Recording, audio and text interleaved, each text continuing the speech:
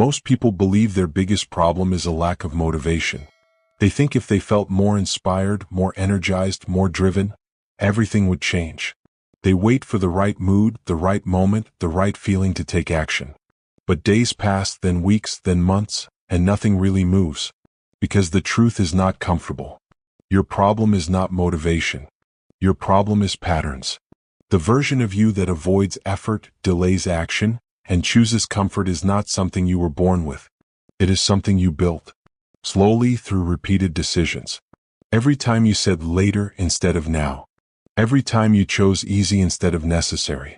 Every time you avoided discomfort instead of facing it. Those choices did not feel important in the moment. But over time they created a system. A system that now feels like your personality, like your identity. But it is not. It is a pattern. And patterns can be broken. There is another version of you that you have seen in moments. In days where you were focused. In times when you pushed yourself. In situations where you did what needed to be done, even when it was uncomfortable. That version is not separate from you. It is underdeveloped. And the only reason it does not show up consistently is because the weaker patterns are stronger. Not by design but by repetition. This is where most people get stuck. They try to build strength without removing weakness. They try to become disciplined without eliminating the habits that destroy discipline. They try to change outcomes without changing behavior. And that never works. Because you cannot build a strong mindset on top of weak patterns. You have to break them first. Not in one dramatic moment. But in small, repeated decisions. You stop delaying. You stop avoiding. You stop negotiating with comfort. And you start acting. Even when you do not feel like it. Especially when you do not feel like it. This audiobook is not about motivation. It is about reconstruction. Breaking down the version of you that is holding you back. And rebuilding a version that operates with discipline, focus, and mental strength. Because strength is not something you wait for. It is something you build. And every decision you make from this point forward is either strengthening you or weakening you. Chapter 1. Identify the patterns that hold you back. Before you can change anything in your life, you need to see it clearly. Not the version you tell yourself. Not the version you justify. But the real version, the one that shows up in your daily actions. Because your life is not shaped by what you intend to do. It is shaped by what you repeatedly do. Weakness is not something that appears suddenly. It is built slowly through patterns. Small decisions repeated over time. Choosing delay instead of action. Choosing distraction instead of focus. Choosing comfort instead of effort. Each of these choices feels insignificant in the moment. But together they form a system. And that system becomes your default behavior. Most people are not aware of these patterns. They operate on autopilot. They wake up, go through their day, react to situations, and repeat the same routines without questioning them. When things do not change, they look for external reasons. Lack of time. Lack of resources. Lack of motivation. But the real issue is internal. It is the pattern of behavior that keeps repeating. Avoidance is one of the most common patterns. You know what needs to be done, but you delay it. Not because you cannot do it, but because it feels uncomfortable. So you push it to later. And when later comes, you push it again. This creates a cycle. The task remains undone, but the habit of avoiding it becomes stronger. Over time, avoidance becomes your default response to anything that requires effort. Delay is closely connected to this. The habit of saying, "I'll start tomorrow," is one of the most dangerous patterns you can build. Because tomorrow never carries urgency. It is always flexible. Always replaceable. And because of that, action keeps getting postponed. Every time you delay, you reinforce the idea that immediate action is optional. And when action becomes optional, progress becomes inconsistent. Distraction is another powerful pattern.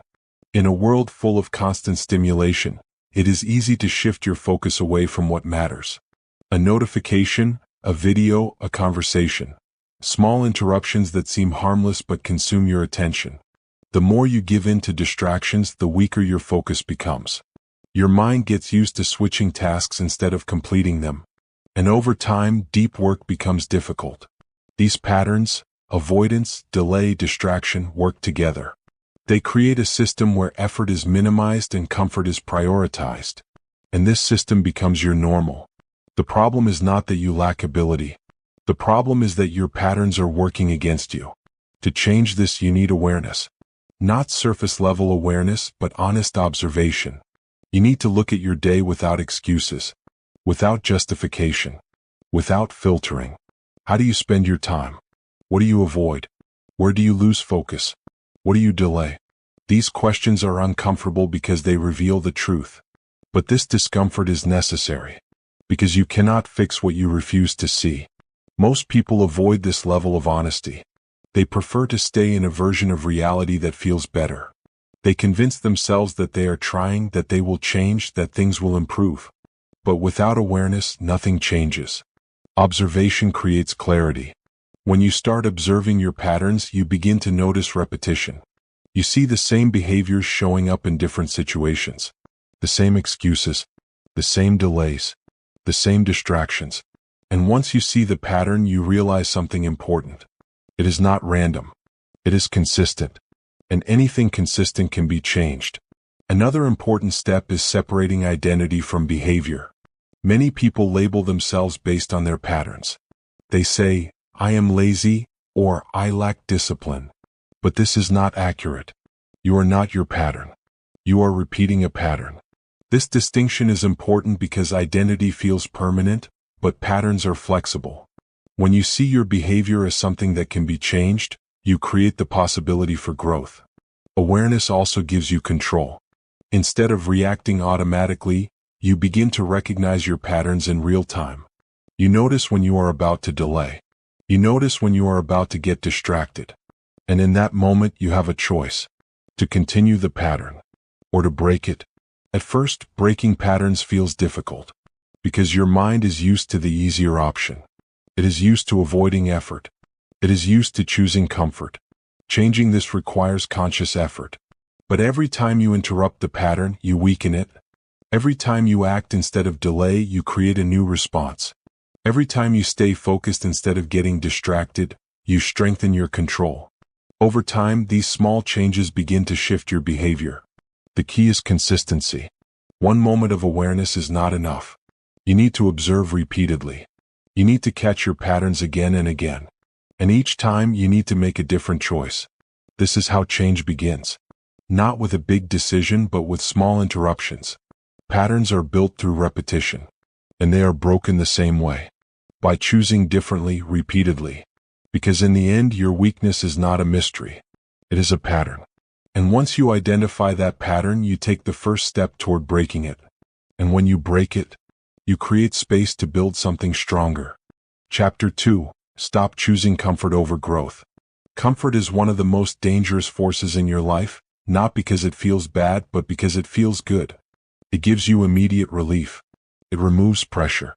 It allows you to avoid effort without consequences, at least in the moment. And that is exactly why it becomes a problem. Every time you choose comfort, you are making a trade. You are exchanging long-term growth for short-term ease. You are choosing what feels good now over what will make you better later. And while this decision may seem small, repeating it daily creates a pattern that shapes your entire life. Most people do not realize how often they choose comfort. It shows up in simple ways. Delaying a task because you do not feel ready. Avoiding something difficult because it requires effort. Choosing entertainment over progress. These decisions feel harmless because they are easy to justify. I'll do it later. I need to relax first. I'm not in the mood right now. But these are not just thoughts. They are patterns. And every time you act on them, you reinforce the habit of choosing comfort. The problem is not comfort itself. Rest is necessary. Recovery is important. But when comfort becomes your default choice, it begins to control your actions. It starts to replace discipline. It starts to define your behavior. Growth, on the other hand, does not feel comfortable. It requires effort. It requires focus. It requires stepping into situations where you are challenged. And because of this, your mind naturally resists it. Your brain is designed to conserve energy. It prefers the path of least resistance. It pushes you toward what is easy and away from what is difficult. This is not a flaw. It is a survival mechanism. But in modern life, this mechanism works against you. Because the things that create progress, learning, working, improving, require effort. And effort feels uncomfortable. So your mind tries to avoid it. This is where conscious decision-making becomes important. You need to stop relying on what feels easy and start choosing what is necessary. This means doing things even when you do not feel like it. Waking up when it is easier to stay in bed. Working when it is easier to scroll. Focusing when it is easier to get distracted. These are not big dramatic actions. They are small decisions. But they are repeated daily. And over time they create a different version of you. One that is not controlled by comfort. One that is driven by discipline. There is a simple truth you need to understand. Easy choices create hard consequences. Every time you avoid effort, you delay progress. Tasks pile up. Opportunities are missed. Skills remain undeveloped. And eventually you face the result of those delays. On the other hand, hard choices create easier futures. When you choose effort now, you build strength. You develop skills. You move forward. And over time, things that once felt difficult become easier. This is the difference between temporary comfort and long-term ease. Comfort feels good now but creates difficulty later. Effort feels difficult now but creates ease later. The question is, which one are you choosing repeatedly? Choosing discomfort intentionally is a skill. It is not something you are born with. It is something you develop. And it starts with awareness. You need to recognize when you are about to choose comfort. That moment when you think, I'll do it later. That moment when you feel resistance. That moment when you want to avoid effort. That is where the decision happens. Most people lose in that moment because they follow the feeling. They choose what is easier. But if you pause even for a second, you create space. Space to choose differently. Instead of following comfort, you take action. You start the task. You take the first step. You move forward. At first, this feels difficult. Because you are going against your usual pattern. Your mind will resist. It will try to pull you back to comfort. But every time you choose discomfort, you weaken that resistance. You train your mind to accept effort. You build tolerance for difficulty. And over time, what once felt uncomfortable becomes normal. This is how discipline is built. Not through motivation, but through repeated exposure to discomfort. Another important aspect is reframing discomfort. Instead of seeing it as something negative, you start seeing it as a signal. A signal that you are growing. A signal that you are moving beyond your current limits. A signal that you are doing something that matters. When you change how you see discomfort, you stop avoiding it. You begin to lean into it. Because you understand that growth is on the other side.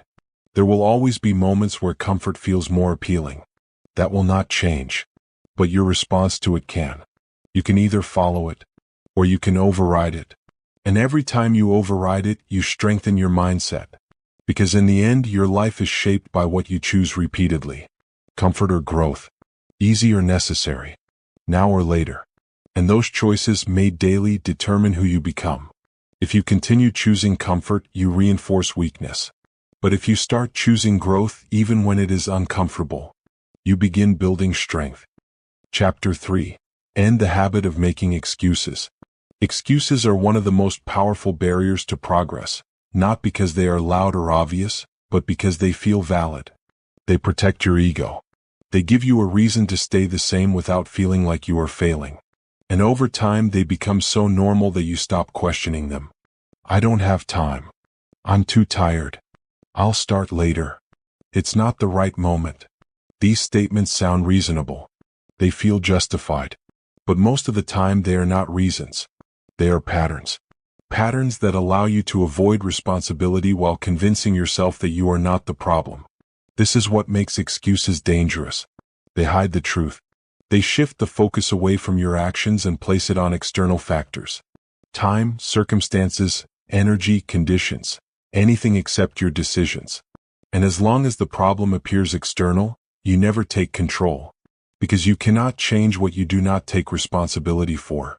Excuses are not created in big moments. They are built in small, repeated situations. Every time you avoid a task and justify it. Every time you delay action and explain it away. Every time you choose comfort and protect that choice with a reason. Each excuse reinforces the habit. And over time it becomes automatic. You stop seeing it as an excuse. You start seeing it as reality. But here is the truth most people avoid. Something matters enough, you find a way. If it does not, you find an excuse. This is not about having perfect conditions. It is about priorities. Because everyone has limited time. Everyone feels tired. Everyone faces challenges. The difference is how they respond. Some people act despite these conditions. Others wait for them to change. And that waiting becomes a pattern. Excuses protect your current identity. They allow you to stay where you are without confronting the gap between what you say you want and what you actually do. They remove discomfort in the moment, but they create stagnation over time. To break this habit, you need awareness. You need to catch your excuses in real time. That moment when you say, "I don't have time." Pause. Ask yourself, is this true or is this a choice? Because in most cases, it is a choice. A choice to prioritize something else. A choice to avoid effort. A choice to delay action. When you begin to see excuses as choices, everything changes. You take back control. Another common pattern is later. "I'll do it later" feels harmless. It feels responsible. But later is often a form of avoidance. It removes urgency. It pushes action into an undefined future. And because that future is not clear, it keeps getting pushed further. Later becomes never. Breaking this requires immediate action. Not perfect action. Not complete action. Just starting. Even a small step disrupts the pattern. It breaks the delay. It creates movement. And movement is what builds momentum. Responsibility is the opposite of excuses. When you take responsibility, you stop blaming circumstances. You stop waiting for conditions. You focus on what you can control. Your actions. Your decisions. Your effort. This does not mean ignoring challenges. It means working despite them. It means asking, "What can I do right now?" instead of "Why can't I do this?" The shift is powerful. Because it moves you from a passive mindset to an active one. From waiting to acting. From explaining to executing. Another important step is removing emotional attachment to excuses. Excuses often come with feelings, frustration, tiredness, doubt. And instead of acting despite these feelings, you use them as justification. "I feel tired, so I'll skip it." But feelings are temporary. They change. If you base your actions on how you feel, your consistency disappears. Strong individuals do not ignore their feelings. They override them when necessary. They act even when they do not feel like it. Because they understand that feelings do not define action. Decisions do. Replacing excuses with action does not require perfection. It requires consistency. Each time you choose action over excuse, you weaken the pattern. Each time you follow through, you build trust in yourself. Over time, this becomes your default. You stop looking for reasons not to act. You start looking for ways to act. This is where real progress begins. There will still be moments where excuses appear. That will not stop. But your response to them will change. You will recognize them faster. You will question them. And you will choose differently. Because in the end, excuses do not limit your potential. They limit your action. And without action, nothing changes. When you remove excuses, you remove the barrier between you and progress. You stop explaining why things are not happening. And you start making them happen. That is the shift. From excuse to execution. And once that shift becomes a habit, your entire direction changes.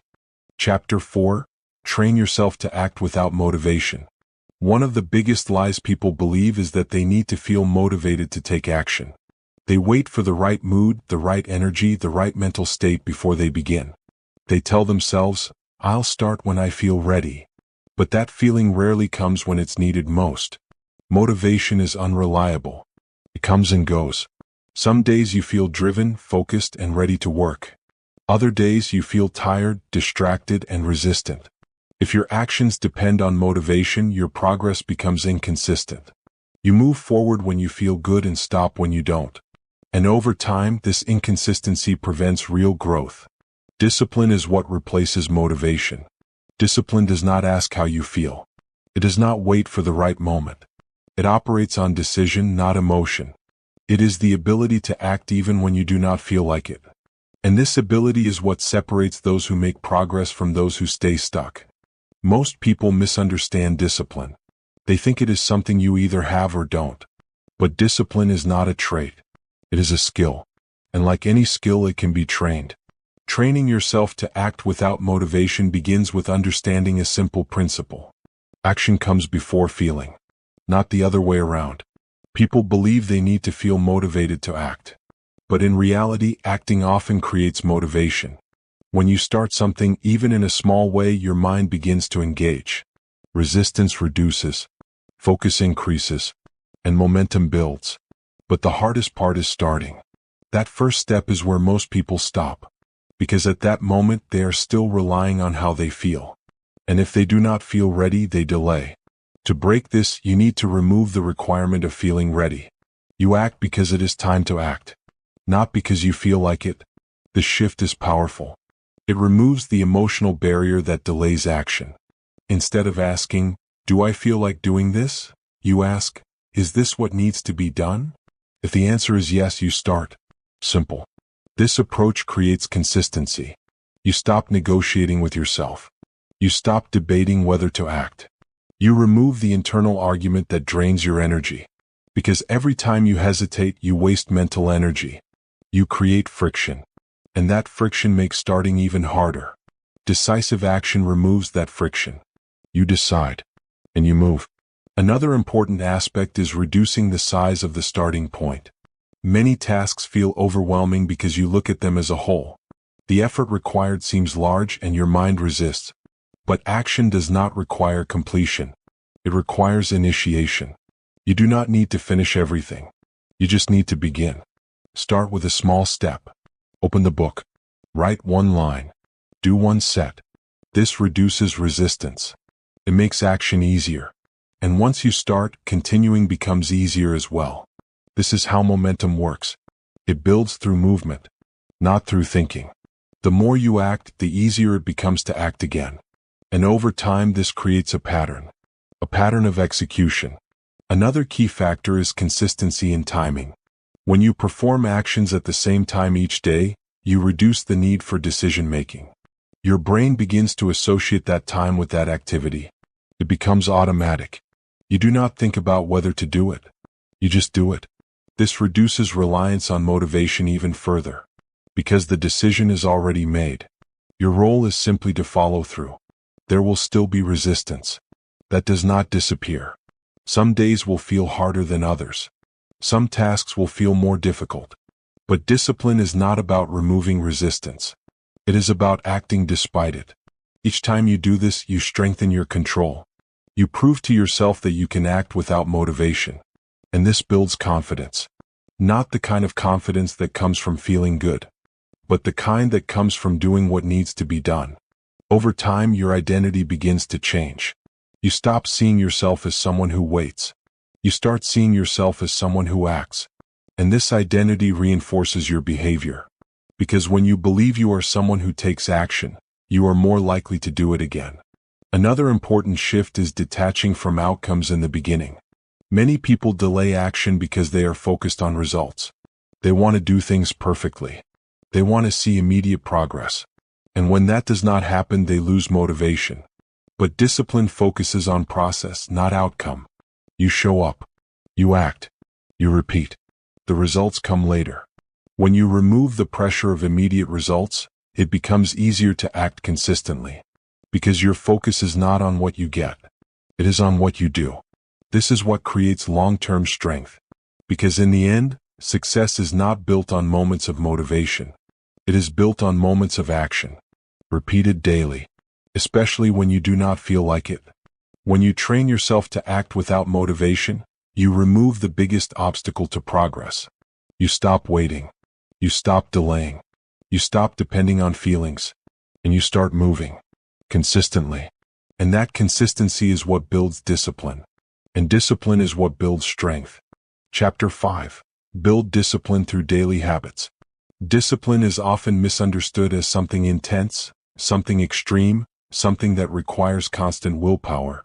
But in reality, discipline is not built through big actions. It is built through small habits repeated daily. What you do occasionally does not define you. What you do consistently does. Most people try to change their life by making large, sudden changes. They set high expectations, create strict plans, and try to do everything at once. For a few days they follow through. But then resistance builds, motivation drops, and the system collapses. Not because they are incapable, but because the approach is unsustainable. Discipline does not come from intensity. It comes from consistency. Small habits are the foundation of this consistency. They are simple actions that you can repeat every day without relying on motivation. They do not require perfect conditions. They do not depend on how you feel. They are built into your routine. And over time, these habits shape your behavior. Think of discipline as a system, not a moment. A system that runs daily. A system that does not depend on mood. A system that continues even when things feel difficult. This is what habits create. They remove the need for constant decision-making. Instead of asking yourself every day whether you should act, the decision is already made. You follow the habit. And this reduces resistance. Because the more decisions you have to make, the more chances you have to delay. Habits simplify this. You wake up and act. You do not debate. You do not negotiate. You execute. This is how discipline becomes automatic. Repetition is what makes this possible. The first time you do something, it requires effort. The second time, slightly less. Over time, the action becomes familiar. It becomes easier. And eventually, it becomes part of your routine. At that point, discipline no longer feels like effort. Feels normal. This is why consistency matters more than intensity. Doing something small every day is more powerful than doing something big once in a while. Because repetition builds identity. Every time you follow through on a habit, you reinforce a message. I am someone who does this. And over time, this message becomes belief. You start to see yourself differently. Not as someone who tries, but as someone who acts. This identity is what sustains discipline. Because when your actions align with your identity, consistency becomes natural. Another important aspect is starting small. Most people fail because they try to do too much at once. They create habits that are difficult to maintain. And when they cannot keep up, they stop completely. But discipline is not built through difficulty. It is built through sustainability. Start with habits that are easy to repeat. Actions that require minimal effort but can be done every day. The goal is not to impress yourself in one day. The goal is to build a pattern that you can maintain over time. Once the habit becomes stable, you can increase the intensity.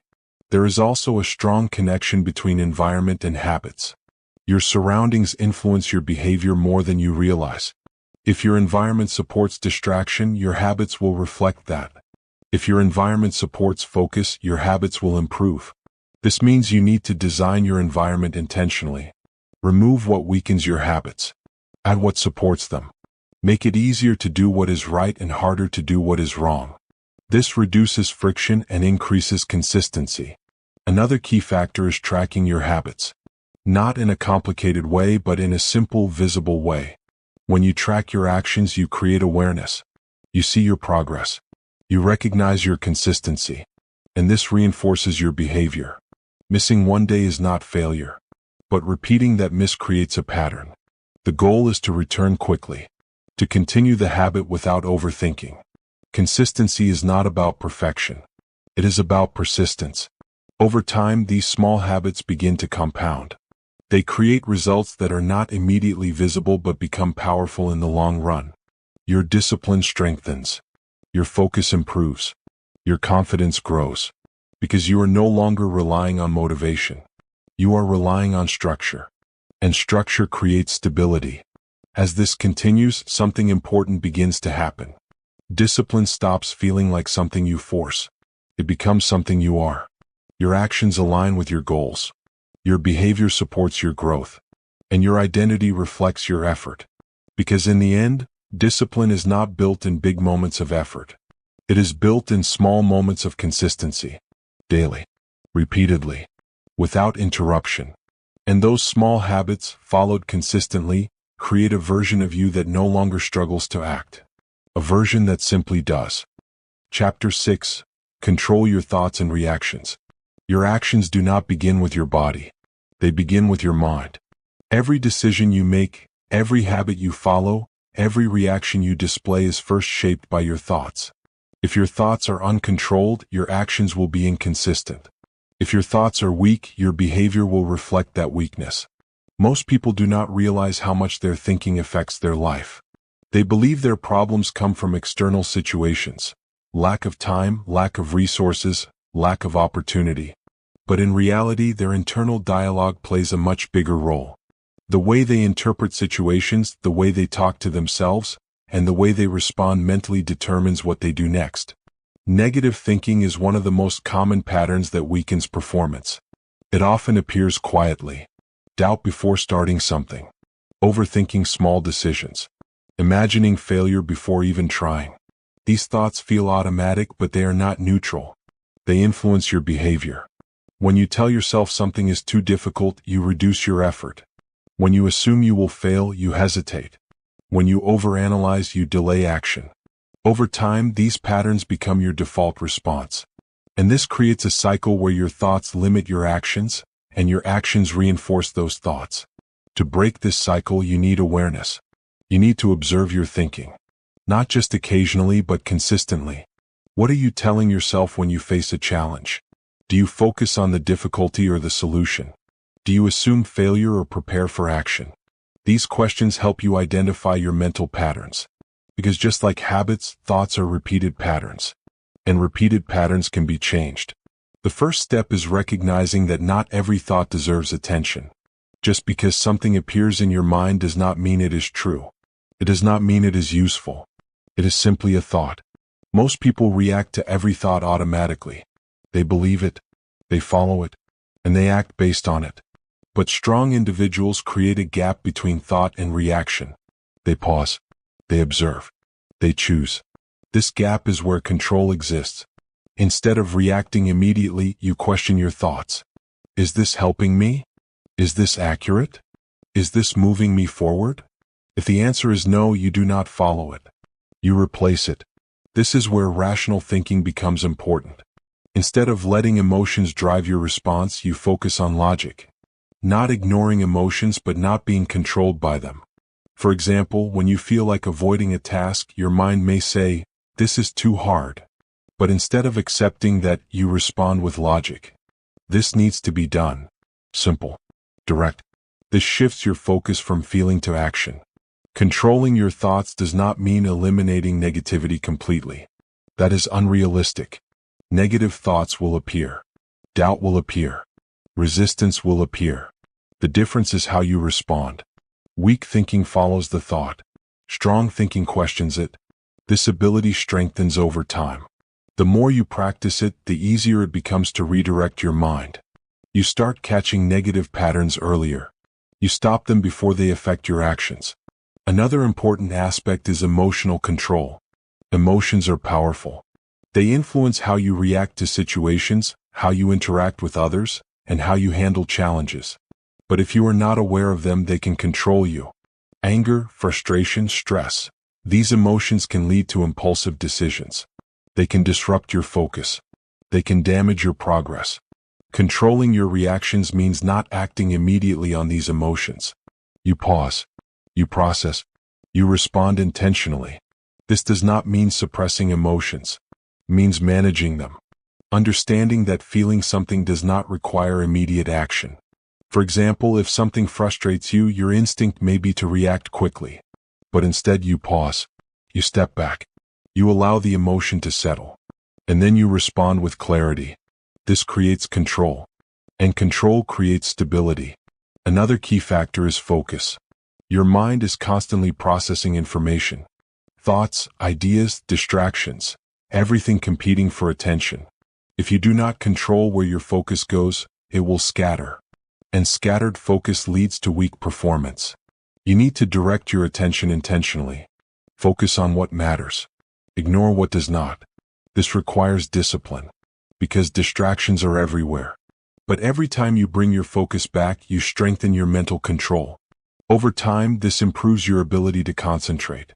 It allows you to work deeper, think clearer, and act more effectively. There is also a connection between thoughts and identity. The way you think about yourself influences how you act. If you constantly tell yourself that you lack discipline, your behavior will reflect that. If you tell yourself that you are capable, your actions begin to align with that belief. This is why internal dialogue matters. You need to be aware of how you speak to yourself.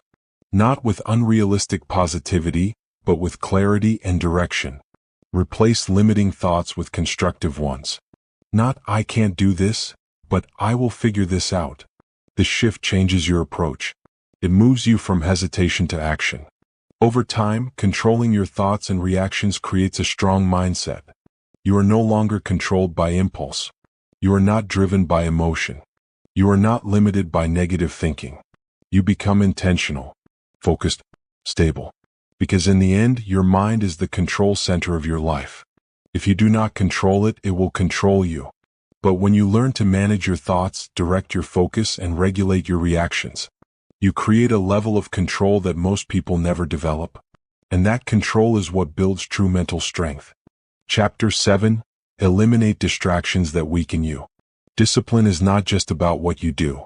It is also about what you allow. Every distraction you accept takes something from you: your time, your energy, and most importantly, your focus. And without focus, even the strongest intentions lose their impact. Most people underestimate how much distractions affect their life. They think small interruptions do not matter. A few minutes on the phone, a quick scroll, a short break that turns longer than expected. But these are not isolated moments. They are repeated patterns. And over time, they fragment your attention. Focus is not something you can switch on instantly. It requires continuity. It requires time without interruption. When that continuity is broken repeatedly, your ability to concentrate weakens. You start tasks but do not finish them. You shift between activities without completing any of them deeply. And this creates a cycle of low-quality work and slow progress. Distractions are designed to be easy. They require no effort. They provide immediate stimulation. And because of that, your mind is naturally drawn to them. It prefers quick rewards over long-term effort. This is why eliminating distractions is not just about removing them physically. It is about training your mind to resist them. The first step is awareness. You need to identify what distracts you most. Is it your phone? Unnecessary conversations? Constant checking of notifications? These distractions may seem small, but they create a significant impact. They break your focus. They delay your tasks. And they reduce your ability to stay disciplined. Once you identify them, you need to reduce their presence. Not completely eliminate everything, but control access. If your phone is a distraction, keep it away during focused work. If notifications interrupt you, turn them off. If certain environments make it harder to concentrate, change your surroundings. This is not about restriction. It is about control. You are not removing distractions because they are bad. You are removing them because they weaken your focus. Attention is one of your most valuable resources. Where you place it determines your output. If your attention is scattered, your results will be scattered. If your attention is focused, your results will reflect that clarity. Another important factor is understanding the cost of distraction. Every time you switch your focus, your brain takes time to adjust. You lose momentum. You have to re-engage with the task. And this reduces efficiency. What feels like a small interruption can take much longer to recover from. This is why deep work requires uninterrupted time. It allows your mind to fully engage, process, and produce. Protecting your focus means creating boundaries. You decide when you are available and when you are not. You create time blocks where your attention is fully directed toward one task. No interruptions. No switching. Just focus. At first, this may feel difficult. Your mind will seek distraction. It will look for easier options. It will resist sustained effort. But this resistance is temporary. The more you practice focusing, the stronger it becomes. Just like any skill, attention improves with use. Another key aspect is reducing unnecessary noise. Not just physical noise, but mental noise. Too much information, too many inputs, too many things competing for your attention. You do not need to consume everything. You do not need to engage with every piece of information. Selective attention is important. Choose what deserves your focus. Ignore what does not. This clarity reduces overload and improves performance. There is also a connection between distraction and avoidance. Sometimes distractions are not random. They are chosen. You avoid a difficult task by engaging in something easier. You delay effort by shifting your attention. And over time, this becomes a habit. Recognizing this pattern is important, because in those moments, the distraction is not the problem. Avoidance is, and the solution is to return to the task.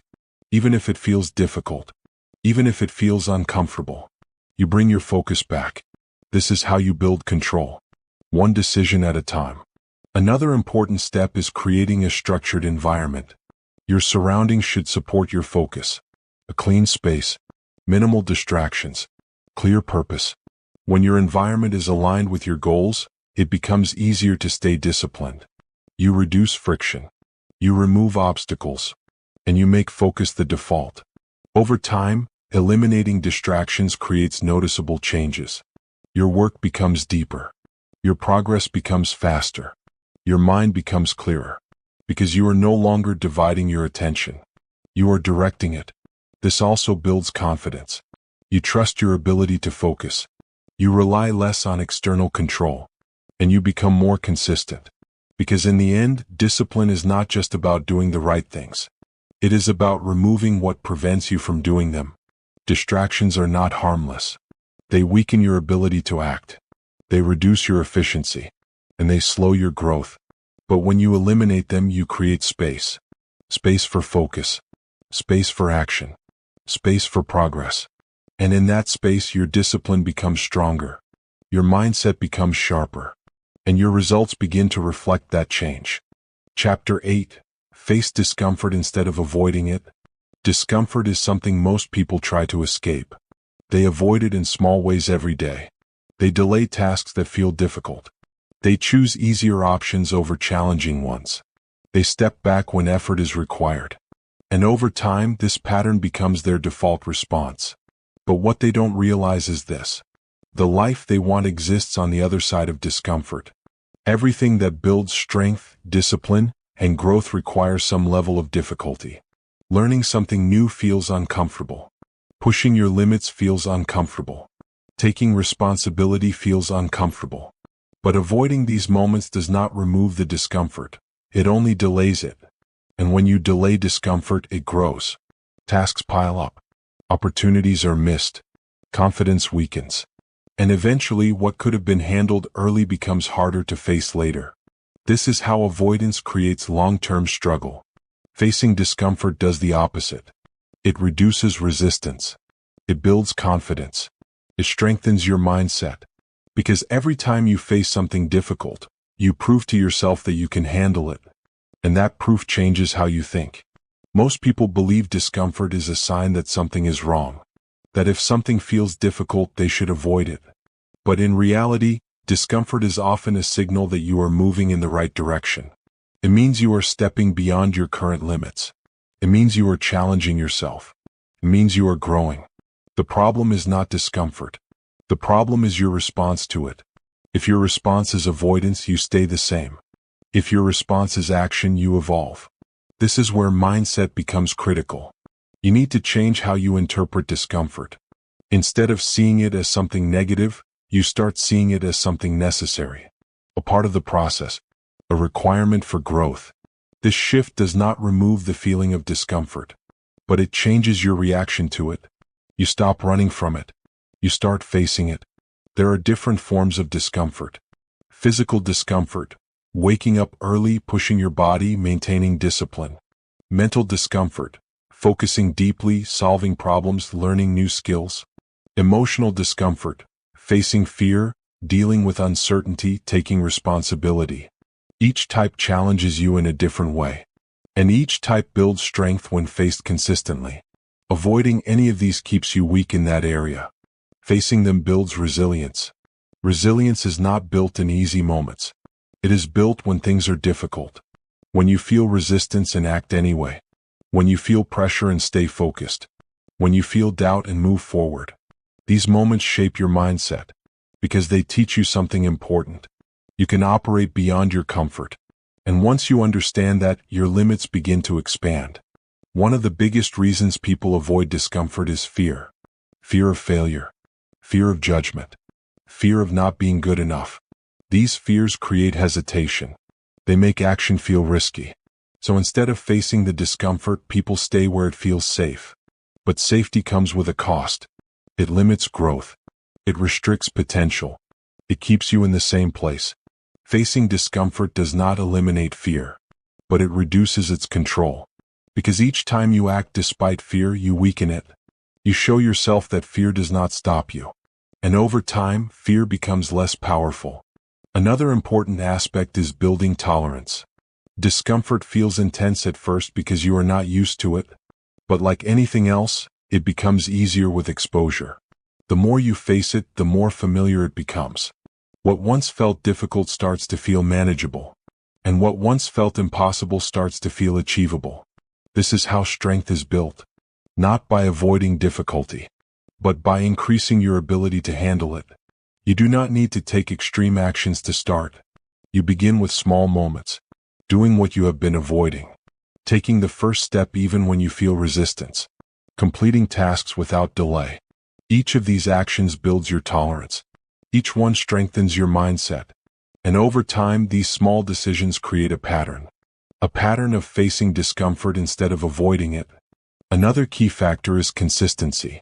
Facing discomfort once is not enough.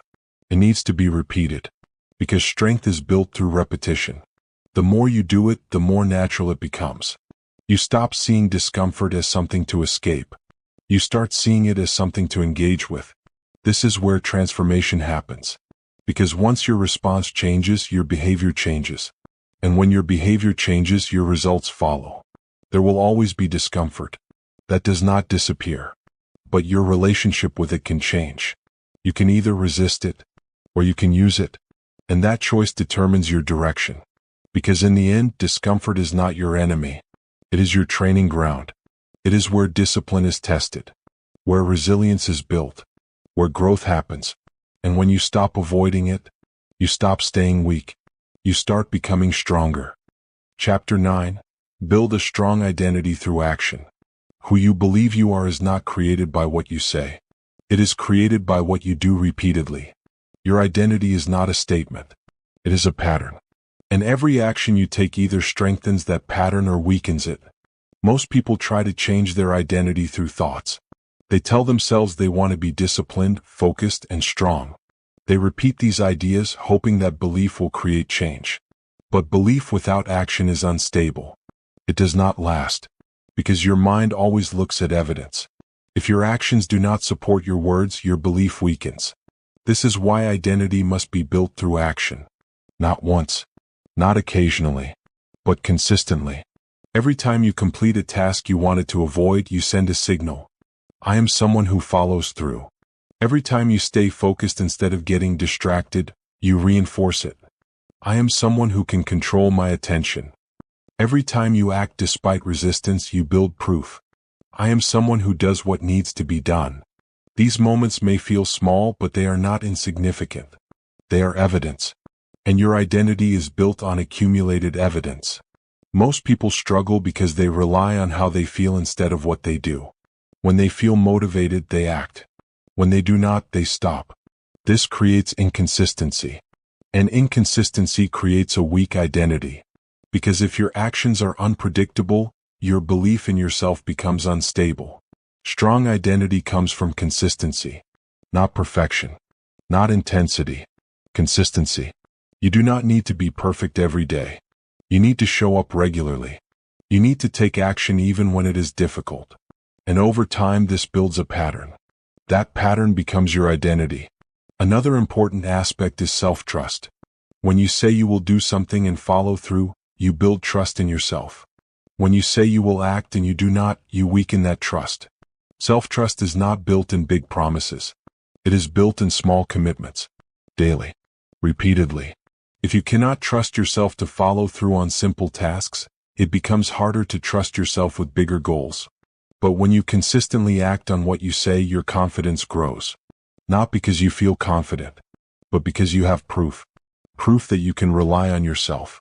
This is what creates real confidence. Not words, not thoughts, but actions. There is also a connection between identity and standards. What you accept from yourself defines who you are. If you allow yourself to delay, avoid, and get distracted, that becomes your standard, and your behavior aligns with it.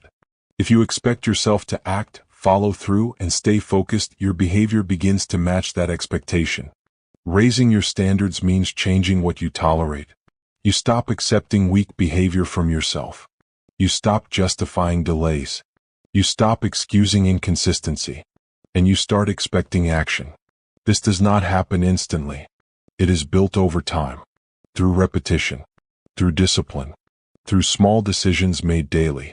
Another key factor is aligning your actions with your desired identity. Instead of asking, "What do I feel like doing?" you ask, "What would a disciplined person do?" This shifts your perspective. It removes emotion from the decision, and it directs your behavior. If you consistently act in alignment with that identity, it begins to feel natural. You stop trying to be disciplined. You become disciplined. This is how identity evolves. Not through intention, but through action. There will be moments where your actions do not match your desired identity. Days where you fall back into old patterns. This is part of the process. The key is not to stay there. You return to action. You reinforce the pattern again. Because identity is not built on one moment. It is built on repetition. The more you act in alignment with your goals, the stronger your identity becomes. Over time, this creates a shift. You no longer see discipline as something external. It becomes part of who you are. Your habits reflect it. Your decisions reflect it. Your mindset reflects it. And this consistency creates stability. Because when your identity is strong, your actions follow automatically. You do not need constant motivation. You do not need reminders. You act because it is who you are. Another important point is that identity shapes your future. The person you become determines the results you achieve. If you build an identity based on discipline, focus, and action, your results will reflect that. If your identity is based on avoidance, delay, and inconsistency, your results will match that. This is why building identity is not optional. It is essential. Because in the end, you do not rise to your goals. You fall to your patterns. And your patterns are driven by your identity. When you build a strong identity through action, you create a foundation that supports everything else. Your habits become stronger. Your focus becomes sharper. Your discipline becomes consistent. And your results begin to reflect that strength. Because you are no longer trying to change. You have changed. Through action. Repeated daily. Until it becomes who you are. Chapter 10. Replace weak patterns with powerful ones. Breaking weak patterns is only the first step. Many people manage to stop certain habits for a short time, but then fall back into them. Not because they lack willpower, but because they leave a gap. They remove a behavior, but they do not replace it. And that empty space does not stay empty for long. It gets filled again, often by the same old pattern. This is why removing weakness is not enough. You must replace it. Every habit you have serves a function. Even the ones that weaken you. Avoidance protects you from discomfort. Distraction gives you temporary relief. Delay reduces pressure in the moment. These patterns exist because they provide something, even if it is short-term. If you remove them without replacing that function, your mind will return to them. Because it is looking for relief. It is looking for ease. And if the only available option is the old pattern, it will go back to it. To create lasting change, you need to build stronger patterns that serve you better. Instead of avoidance, you build action. Instead of distraction, you build focus. Instead of delay, you build immediacy. These are not abstract ideas. They are behaviors. They need to be practiced, repeated, reinforced. This is where systems become important. A system is a structure that supports your behavior. It reduces the need for decision-making. It makes the right action easier and the wrong action harder. For example, if your pattern is to get distracted while working, a system would involve removing distractions before you start, creating a focused environment, setting a specific time block, defining what needs to be done. This reduces friction. It removes options. And it increases the likelihood of action. Without systems, you rely on willpower, and willpower is limited. It fluctuates. It weakens over time. But systems remain. They guide your behavior even when you do not feel strong. Another key aspect is consistency. Powerful patterns are not built in one day. They are built through repetition. Each time you act in alignment with your new pattern, you strengthen it. Each time you return to the old one, you reinforce it. This is why awareness remains important even after you start changing. You need to notice when you are slipping. You need to correct it immediately. Not later. Not tomorrow. No. This immediate correction prevents the old pattern from regaining strength. Another important factor is simplicity. Many people try to build complex systems. They create detailed plans, multiple steps, and strict rules. But complexity creates resistance. It makes it harder to follow through. Powerful patterns are simple. Clear actions. Defined steps. Easy to repeat. The simpler the system, the easier it is to maintain. And the easier it is to maintain, the more consistent you become. There is also a connection between patterns and identity. When you replace weak patterns with strong ones, your identity begins to shift. You stop seeing yourself as someone who delays. You start seeing yourself as someone who acts. You stop seeing yourself as someone who gets distracted. You start seeing yourself as someone who focuses. This shift reinforces your behavior, because you begin to act in alignment with who you believe you are. Another key aspect is patience. Replacing patterns takes time. You will not change everything instantly. There will be moments where old habits return. This does not mean failure. It means the pattern is still being replaced. The goal is not perfection. The goal is progression. Each time you choose the stronger pattern, you move forward. Each time you repeat it, you strengthen it. And over time, it becomes your default. Environment also plays a role in this process. Your surroundings either support your new patterns or weaken them. If your environment is full of distractions, it becomes harder to focus. If your environment encourages delay, it becomes harder to act. This is why you need to align your environment with your goals. Remove what weakens your behavior. Add what supports it. Make the right actions easier. Make the wrong actions harder. This alignment creates consistency. Another important point is reinforcement. When you follow through on a strong pattern, acknowledge it. Not in a way that creates dependency on rewards, but in a way that builds awareness. You recognize that you acted differently. You reinforce the behavior mentally. This strengthens the pattern, because your mind associates that action with progress. Over time, this creates a cycle. Action leads to reinforcement. Reinforcement leads to repetition. Repetition leads to identity. And identity sustains the behavior. Because in the end, transformation is not about one big change. It is about replacing small patterns, daily, repeatedly, until they become part of your life. Weakness is not removed by force. It is replaced by strength, built through systems, reinforced through consistency, and sustained through identity. When you understand this, you stop trying to change everything at once. You focus on patterns. You replace them one by one. And over time, those small changes create a complete transformation. Because you are no longer fighting your habits. You are rebuilding them, stronger, smarter, and aligned with the version of yourself you are becoming. The weak version of you was never permanent. It was built slowly through repetition, through small decisions that felt insignificant at the time, choosing comfort, delaying action, avoiding effort, letting distractions take control. None of these choices seemed important in the moment, but together they created a pattern, and that pattern became your default. But here is what matters. Anything built through repetition can be rebuilt the same way. You do not need a dramatic transformation. You do not need perfect conditions. You do not need to wait for motivation to appear. What you need is awareness, consistency, and the willingness to act differently, even when it feels uncomfortable. Because change does not happen when you feel ready.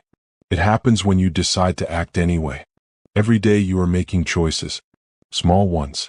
Quiet ones. Decisions that no one else sees. And those decisions are either reinforcing the version of you that stays stuck, or building the version of you that moves forward. There is no neutral. You are either strengthening discipline or strengthening weakness. You are either building focus or feeding distraction. You are either acting or delaying. And over time, those choices shape everything. Most people never break this cycle because they avoid the process. They look for easier paths. They wait for the right moment. They hope something will change without changing their behavior. But nothing changes until you do. You have already seen the patterns. You understand what is holding you back. And that awareness gives you an advantage. Because now, every time you notice yourself falling into old habits, you have a choice: to continue or to interrupt. That interruption is where your power is. It may not feel significant in the moment. It may feel small. But repeated over time, it changes everything. You start acting faster. You stop negotiating with yourself. You become more focused, more disciplined, more controlled. And gradually, the version of you that once felt difficult to maintain becomes your normal. This is how strength is built. Not in one moment, but in repeated action. Over and over again. Until it becomes who you are. There will still be resistance.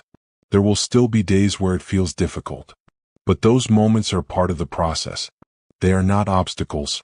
They are opportunities to reinforce your new pattern. Because every time you act despite resistance, you strengthen yourself. And every time you choose discipline over comfort, you move forward. The question is no longer whether you can change. The question is whether you will continue choosing the patterns that weaken you, or start building the ones that make you stronger.